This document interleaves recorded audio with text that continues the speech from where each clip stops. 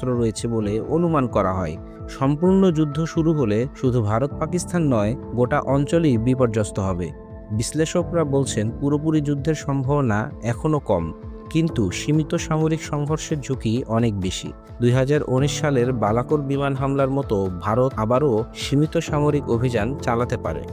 Cyber যুদ্ধ ইতিমধ্যেই শুরু হয়েছে। উভয় দেশের সরকারি ওয়েবসাইট হ্যাকিংয়ের শিকার হচ্ছে। পাকিস্তান সাইবার আর্মি ভারতের 50টিরও বেশি সরকারি ওয়েবসাইট হ্যাক করেছে বলে দাবি করেছে।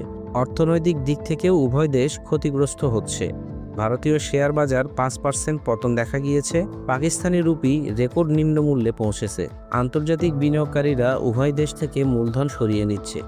সামরিক বিশেষজ্ঞরা বলছেন ভারত সম্ভবত পাকিস্তান অধিকৃত কাশ্মীরে সন্ত্রাসী ক্যাম্পগুলোতে সার্জিক্যাল স্ট্রাইক করতে পারে। পাকিস্তান এর জবাবে সীমান্তে আর্টিলারি হামলা চালাতে পারে। তবে পারমাণবিক যুদ্ধের সম্ভাবনা কম।